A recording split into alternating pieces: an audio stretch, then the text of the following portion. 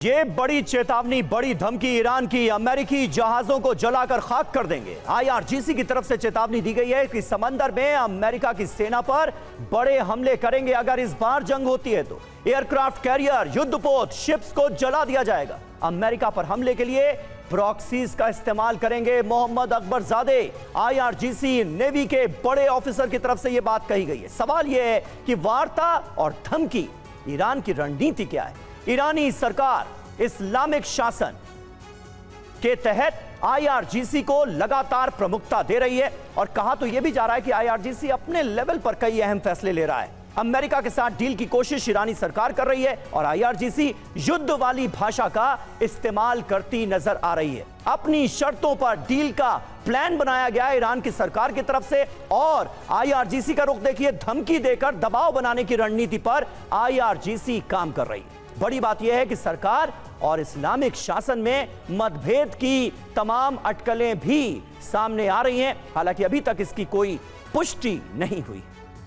हालांकि ईरानी मीडिया एक बड़ा दावा कर रही है। इस्फहान के ऊपर 3 संदिग्ध ड्रोन दिखे हैं और ईरानी सेना ने इन संदिग्ध ड्रोन्स को मार गिराने का दावा किया है।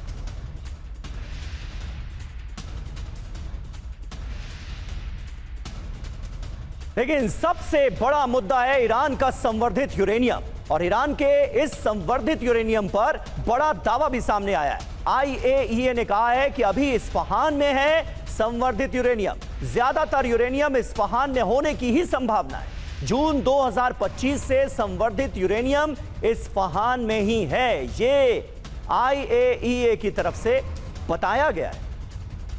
हालांकि ईरान का संवर्धित यूरेनियम है कहां, ये एक बड़ा सवाल है। इसी को लेकर आईएईए ने क्या बड़ा दावा किया, यही इस वक्त की खबर, क्योंकि अभी इस्फहान के न्यूक्लियर सेंटर में संवर्धित यूरेनियम है। ये आईएईए की तरफ से दावा किया जा रहा है। अनुमान के मुताबिक अभी तक संवर्धित यूरेनियम वहीं पर है। इस्फहान सेंटर से यूरेनियम हटाने के कोई पुख्ता सबूत भी नहीं है। जून 2025 हमले के बाद इस्फहान का निरीक्षण भी किया था और आपको यह भी बता दें कि सैटेलाइट इमेज से इस्फहान में हुए नुकसान का असर दिखा। हालांकि यूरेनियम पर बात अटकी हुई है। अभी संवर्धित यूरेनियम को लेकर यूएस और ईरान में सहमति भी नहीं बन पा रही है। अमेरिका भी ये कह रहा है कि ईरान संवर्धित यूरेनियम उसे सौंप दे। ईरान ये कह रहा है कि किसी भी कीमत पर परमाणु कार्यक्रम वो नहीं रोकने वाला। वहीं पाकिस्तान ने यूरेनियम अपने पास रखने का ऑफर भी दिया था और रूस को भी ईरान का संवर्धित यूरेनियम देने की खबर आई थी।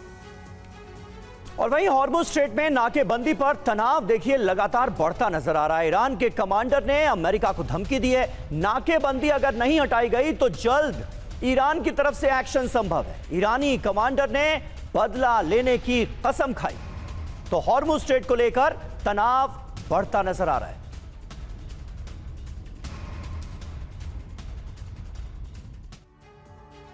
हालांकि नाकेबंदी पर आर पार फिर भड़केगी जंग, ये सवाल इसलिए भी क्योंकि अमेरिका की नाकेबंदी पर ईरान और ज्यादा भड़क चुका है और ईरानी कमांडर की अमेरिका को ये साफ तौर पर धमकी है। हॉर्मुज़ से अमेरिका नाकेबंदी हटा ले और नाकेबंदी नहीं हटी तो ईरान कार्रवाई करेगा। जी हां, अमेरिकी सेना आगे बढ़ती है तो ईरान रुकने वाला नहीं है। अमेरिका के खिलाफ ईरान तुरंत एक्शन लेगा। अमेरिका ने सोचा था कि 3 दिनों में जंग खत्म होगी। यह सोच मिलिट्री यूनिवर्सिटी में मजाक बन गई।